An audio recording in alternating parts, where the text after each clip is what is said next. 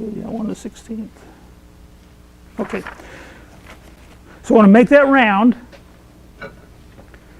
I could use this gouge here, but that Baltic birch plywood is very abrasive. So the edge is gone off that tool already, just in doing that short thing. It needs to be sharpened.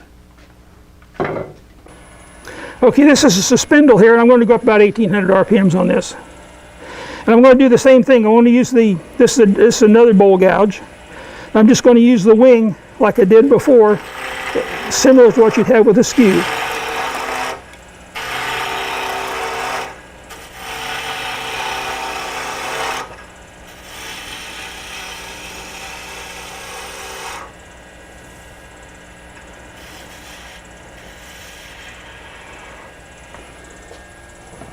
Okay, we shove it round. And I think I want to...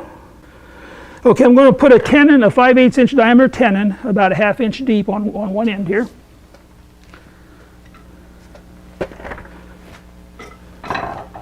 So I'm going to set my caliper to 5/8.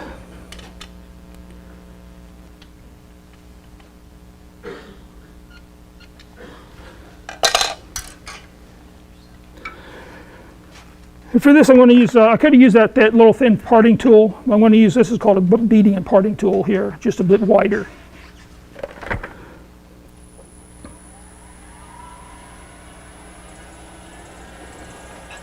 I'm just going to do a peeling cut.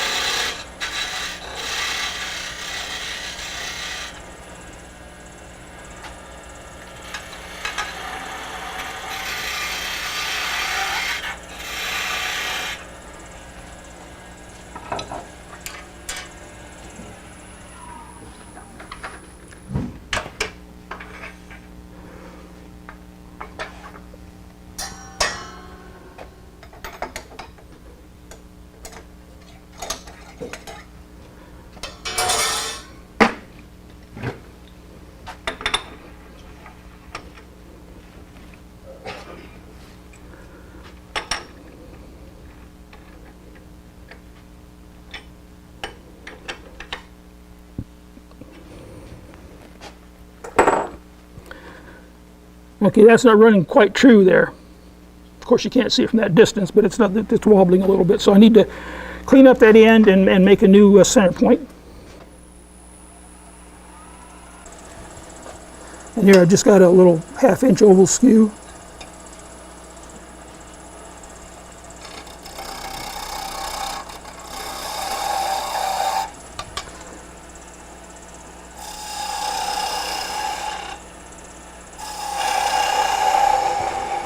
I just need to go deep enough to get rid of that existing point.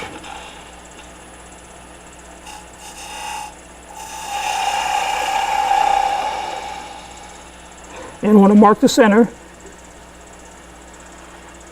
The new center point.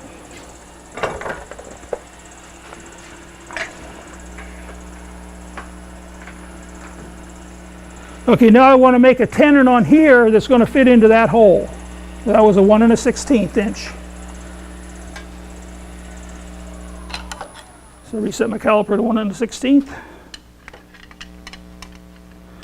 And this doesn't go to 6, it goes to 1 1/8. So I'll set it using this caliper here. I'll set this to 1 1/16. And then you just use those backside on there to set it to 1 1/16. And actually this hole might be a little bit, yeah, it's just slightly over 1 1/16, so I'll just back this off just a fraction. Now I bored that 7/8 of an inch deep instead of 3/4 inch deep, but my block here is sized for 3/4 inch deep hole, so it doesn't really matter. I'll just have a little bit of a gap in the bottom down there. It's not a big deal.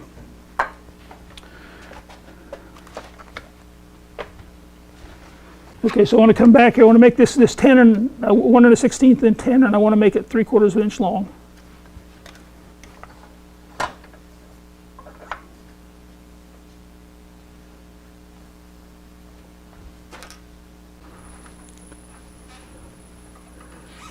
You get an idea how much you've got to go. I've got to take off about 1/8 of an inch or so there. So.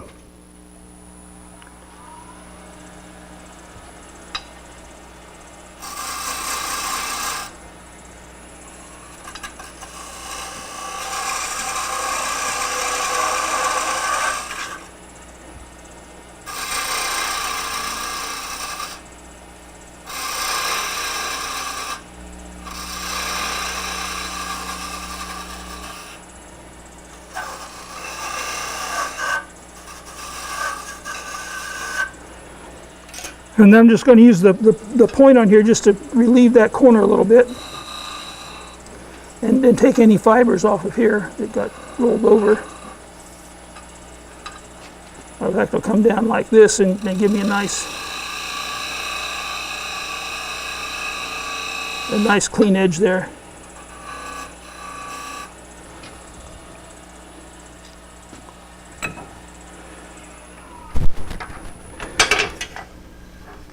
Now I could have done it between centers instead of putting in the chuck and made that tenon, but I wouldn't have been able to do this. And you can see that it'll go on. Of course, I don't need it to be that tight, so let me take just a little bit more off.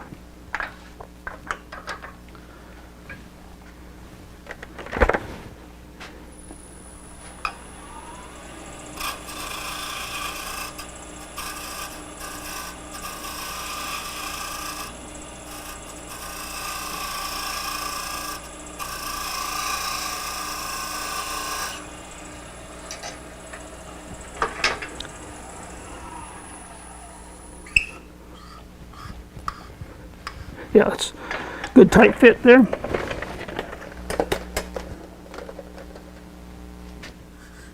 I'll leave it loose a little bit so you can get to it. Oh, I didn't face this surface here. It needs to be faced off. So let me do that, and I'll pass that around. You can see where when I was turning it around there, I was seeing a bit of a gap. So I forgot to face this surface here.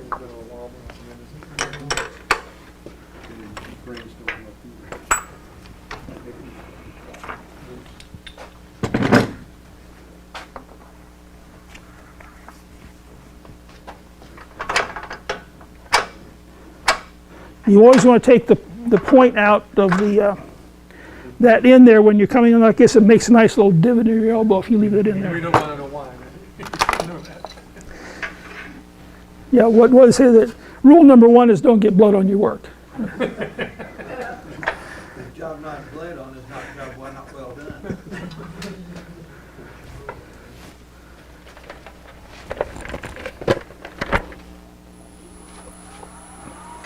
So I'm just coming with a little bit of a scraping cut across there just to chew that surface up.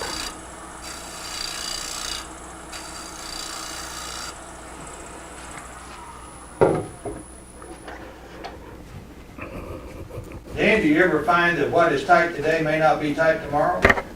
I have come back to these threads. I've cut the threads and they go on there real nice. And, a year from now, even though it's Baltic birch, it might change a bit. And that's another benefit of making that hole a bit deeper than what you need to, because you can go in there and run the tap in there again. And like I say, put some lubricant on it, then it would probably back out a lot easier. But you can go and run the tap in. The problem is the tap.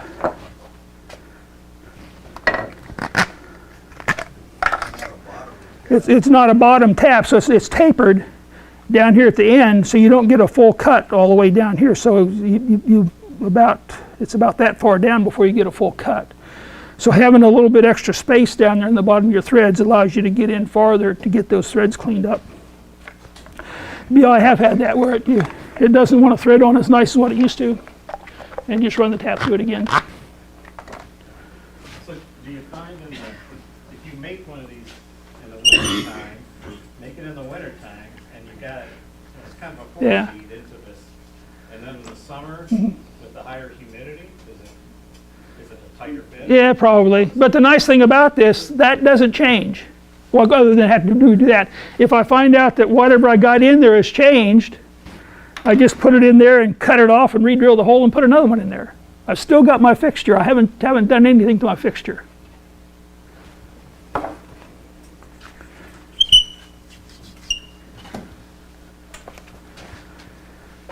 Okay, so I got one here that's all glued up. Oh yeah, glue that in. Just use regular wood glue to glue that in.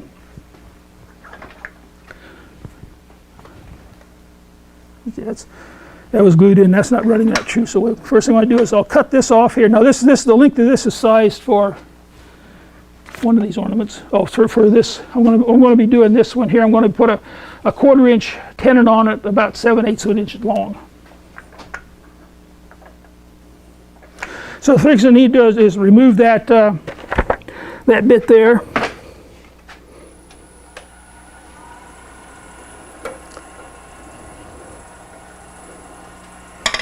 I probably could do it with this bowl gouge here.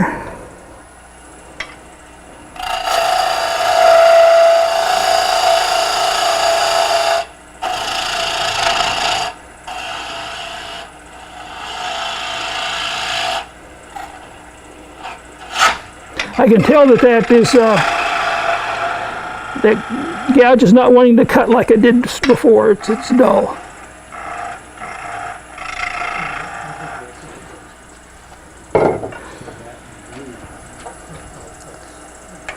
Okay, I'm not running true up here, so I want to true that up.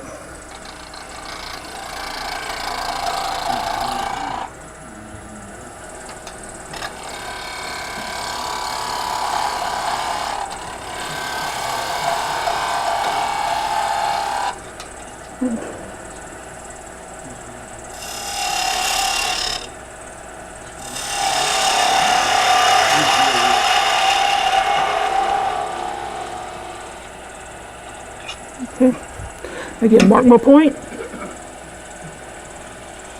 Mark the center.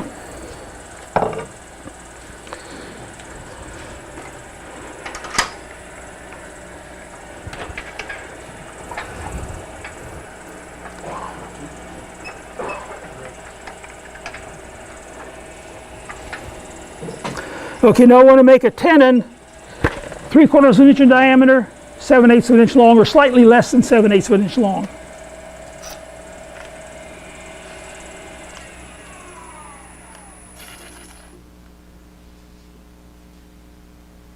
And the reason to do that, instead of for it to bottom out here, I'd rather for the shoulder I'm going to put on it to sit out here on the top here and have a little bit of a gap down there. I'd rather have a firm fit here than a firm fit down there.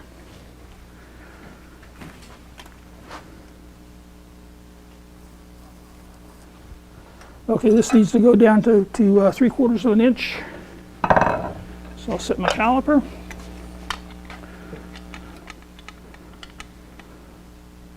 And I measured this idea with that digital caliper, and these steps are dead on.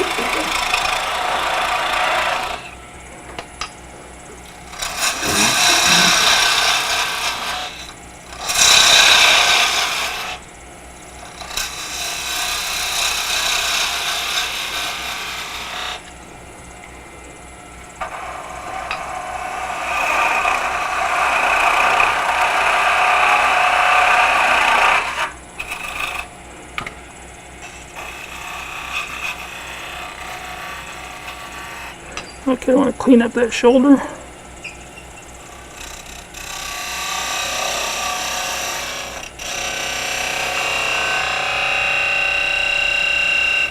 Now I don't really need that sharp edge out there like that. In fact, when I put that body on there, so what I'll do is I'll just round that over a little bit.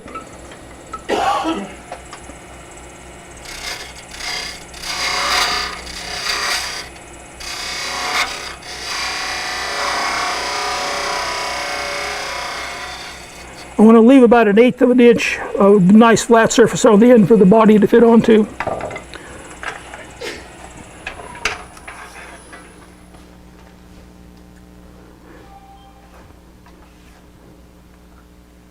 Okay, it's still a little snug.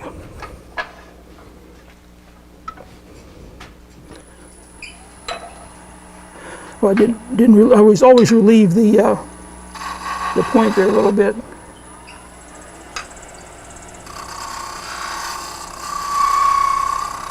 See it? That little bit of a chatter there, that squeaking, squealing sound. That's because I got a little bit of vibration there, where if I brought the tailstock up, you wouldn't have that.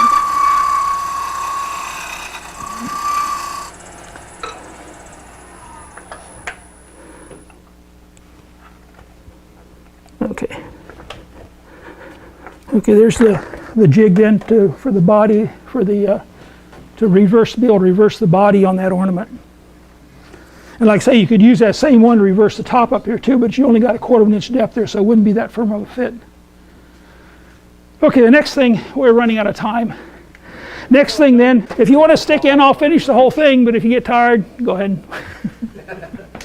Okay, what I'm going to do on this one, I've got a 5/8 inch hole here that's a 5/8 inch deep. So I'm going to put a 5/8 inch tenon on the end down here to support this roof. Well, I've also got a 5/8 inch tenon down here in this body. So I'm going to come down 5/8 of an inch or slightly less, because I want it to rest out here on this surface here instead of down here in the bottom. So I'm going to make it slightly less than 5/8 of an inch long, 5/8 of an inch deep. And then I'm going to take the rest of it down to 3/4 of an inch. Go down. I don't have that measurement on there. 1/4. Huh? 1 1/4. Well, 1 1/4 down to the bottom. Oh, okay. So that's what I do. I can measure from the end, come back 1 1/4 inch, or slightly less for this diameter here. But this is just going to be repetition. Did anybody need to see me do that? It's repetition for what I did before. So I'm just going to same thing I did on that. I'm going to come down 5/8 of an inch diameter tenon that's a little bit less than 5/8 of an inch long, and then the rest of it I'm going to come down from the tip slightly less than 1 1/4, and I want to make that 3/4 of an inch. So I can use this fixture here. Will end up looking like this, and I can use it on the roof here and on the body here. Okay. Okay. So what we'll do? I wanted to show you the PVC. We'll jump right ahead to that, since doing that other one is just going to be repetition. Okay, like I say, I decided that I needed something stronger or firmer, more firmly or something like that, than wood to put that, because I've only got an 1/8 of an inch tenon here. My tenon is only 1/8 of an inch long. So I needed something that's going to give me a little bit more secure fit than what wood was. So I decided to go with, originally I was using PVC. The problem is I've got to make a recess or a mortise in that block that's going to be 3/4 of an inch in diameter. And PVC, I don't understand the measuring. This is 3/4 inch Schedule 40 PVC. This is 3/4 inch CPVC. And there's nothing on either one of these that's 3/4 of an inch. Okay, well, I need to be able to make a tenon or a mortise inside there that will fit my 3/4 inch. Well, if I measure the inside of that, it's 11/16, which is a 1/16 of an inch. No, it's a 1/16 of an inch under 3/4 of an inch. So I got to take off an additional 1/16 of an inch. The outside diameter. Well, let me look at the other one. Let me look at this one first. This is PVC, Schedule 40 PVC. If I measure the inside diameter of this one, this inside diameter on Schedule 40 PVC, 3/4 inch PVC is 5/8. The outside diameter is 13/16 plus would be 26, 27, 32. Well, if I take that down to 3/4 of an inch on the inside, or increase the inside to 3/4 of an inch, I'm not going to have a very thick wall around that. Where the CPVC, the internal diameter on the CPVC is, well, the external diameter is 7/8. So if I make this 3/4 of the inside, I've still got a 1/16 of an inch of material around that hole. So that's the reason I chose CPVC over PVC.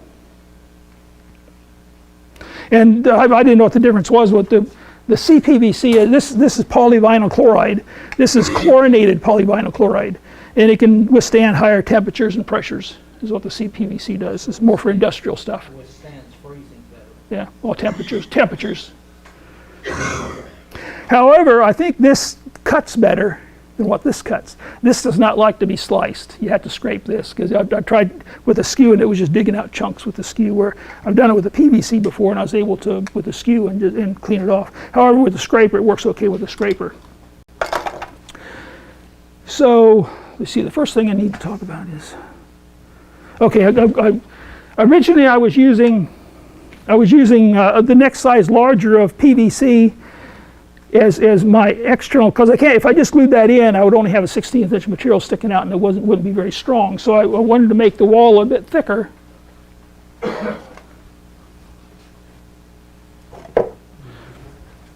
wonder if I wouldn't have put this outer shell on here, I would have only had a piece sticking out that would have been only a 16th inch thick. So I wanted to put something else in there to give me more wall thickness out here. Well, originally I was just using the next size larger of this and put it in there and then fitting that inside. Well, I had to machine then to get it in. Well, then I came up with the idea of using this coupling. Well, the coupling is fit for that to go into. So now all I need to do is need to make this fit inside of this fixture. Well, this is a 1 1/16 inch hole. And the outside of this is about a 32nd of an inch over a 16th, 1 1/16. So I've got to machine that down to fit inside that hole. So for that I needed another jig. So this is another one. Hopefully I'll show you. This is another type of jig you can make. Instead of being threaded on the outside, it's cut with a number 2 Morse taper to fit right into the taper. And then I got a tenon on their size to fit the inside of this coupling. So I need something on the other end.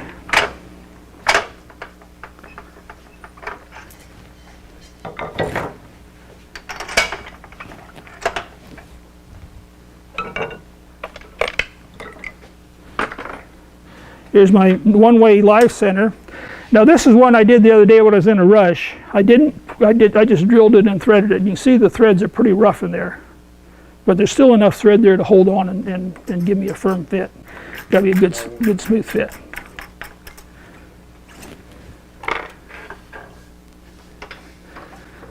So now I'm not going to do it here because it really makes a mess. I'll just show you. I'll just get it started and show you. But it really makes a mess.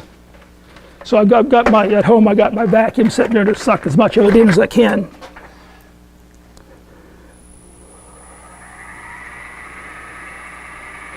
And I've got just a shop-made tool here. It's a piece of 1/4 inch square high-speed steel. I got it tapered down to about an 80-degree taper on there, and then on the angle on here, I've got this corner down here relieved at maybe 80 degrees or 85 degrees. So when I go inside, if it wasn't relieved down there, I'm going to have this cutting on the center. Well, then it would be wanting to hit on the lower part down there, would hit down here. So I had to relieve that corner. So when I come inside of it, it wouldn't hit down here on the bottom edge.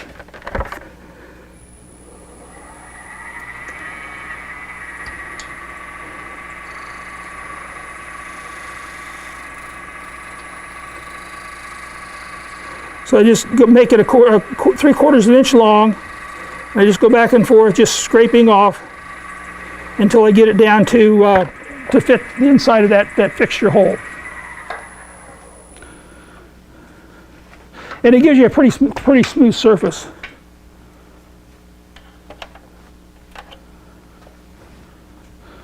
So I've got one here that's already been machined down to the proper size that fits into there.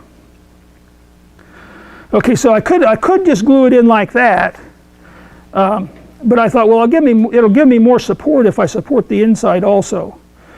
So what I did, I wish I'd have made up another one. We're running. Well, I'll just tell you what I did. So I got this whole fit.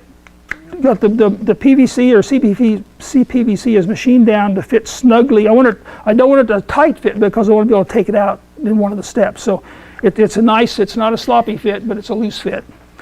So then what I do is I'll go ahead and I'll drill a 3/4 inch hole all the way through. And then I took another piece of wood and I cut 3/4 of an inch on one end to fit that hole I drilled in there, and then I do the other end to fit inside of here. So there's got a shoulder there in the center, and then what I'll do is I'll put that down in there and I'll glue that in with wood glue. So now I've got a block of wood. This will come out flush with the surface here. So, but there's going to be a ring around it, a mortise around this, between that and this. There's going to be a place for this to slide. I'll slide that into it. Well, when I stick that in there, put the glue wet. While the glue is still wet, I'll put this in to make sure that piece is registered correctly to fit inside of here. And then once that's dry, then I'll pull this out and I'll put polyurethane glue that will adhere to both PVC and wood. I'll glue that in with polyurethane glue. And then once that's dry, then I'll take this and I'll glue that in with PVC glue. And once that's done, I end up with this. So that's just everything's been glued in there. Got the 3/4 inch coming through the bottom, and my plug is coming out to the top surface of here. So now I need to machine that 3/4 inch on the inside so it fits that roof tin in there.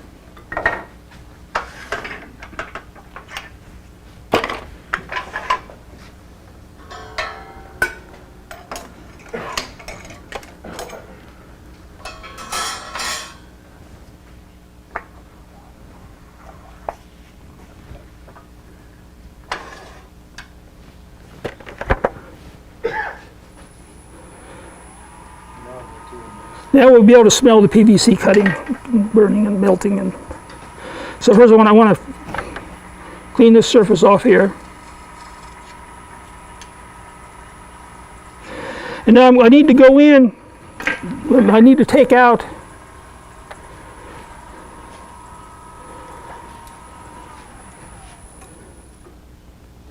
again, my inside diameter is about 1/16 of an inch under 3/4 of an inch. So I need to take out half of that because you got the 32nd on each side gives you a total of 16. So that just gives you an idea how much you have to take off. So now I want that to go straight in. So what I'm going to do is I'm going to hold the tool here. I got to get it up slightly above center so I don't rub. So I'm not dragging down here on the bottom on the heel. I'm not hitting down there. So I want to be just slightly above center. And I'm going to I want to go straight in. So what I do is I use the ways on the lathe on the bed of the lathe ways to use as a guideline to hold, so I can hold this piece straight. And remember, I want to take off about a 32nd of an inch.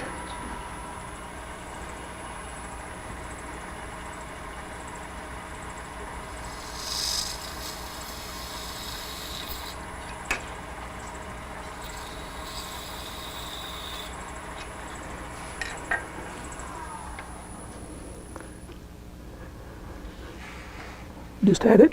Oh, there it is.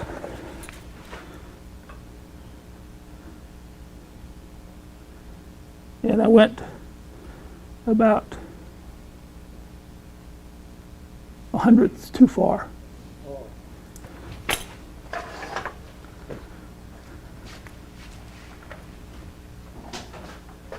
Yeah, it's a loose fit. So I went a little bit too far, but I've got an extra linker. I can cut this off. I only went in about that far. I can cut it off and do it again. So I just got too aggressive, took too much out. But that's what holds that in. Now I want that to be a very snug fit because there's, like I say, there's only 1/8 of an inch there holding that. And like I say, the nice thing about these fixtures, I never do anything to modify this. All I got to do is cut this off, re-drill the hole, and put another piece in there. I can reuse this over and over again and never affect it. The only other thing I was going to do is I was going to show you about making. Here's some other threaded fixtures I've got for. This fit the inside of the. I was doing something with a PVC, so I fit that to fit the inside of the CPVC. This is a little tapered cone that goes in a one-way live center. I use this for when I'm making spheres. Instead of trying to put a cup chuck on both ends, I just put a cup chuck on one end. Here's a cup chuck that I made that's got the number 2 Morse taper. And then I just use this to hold the other side of the sphere, so it's always registered against here instead of trying to register against here. And it throws it out around. So those are other fixtures I made. What's on the end of that one? It's a little piece of foam rubber. You get it at the kids' craft section at Walmart. It comes in a little pack. It's the same thing I use for applying super glue. Well, I've tried to use super glue with paper towels. Well, the cellulose in the paper towel causes the super glue to want to set too quickly, and it gets off a lot of fumes. But the super glue doesn't soak into this. Like I say, in the children's craft section, it's a pack of like 4 by 6 sheets about that thick, all different colors. But that's what that is, just a little piece of foam rubber on it. Then here's another cup chuck that made for threads on the mini lathe. And I was going to show you how I make these, but we're running out of time. I'll just briefly go through it. Got a just start out with a piece of plywood, another block, tack it down. This one I think probably straight across, tack one down. Then I lay a number 2 Morse taper in there, and then tack the other block down snugly or firmly again. so that you can use that as a guide. And then you do the same thing I did with the live center. Start out with the measure the small end So that's your jig that you're using to make another jig. Jig to make a. You gotta have a jig to make a jig, don't you? Make a jig. You can do that, and then as you're turning it, you can actually take that and put it up against it until it slides down in there.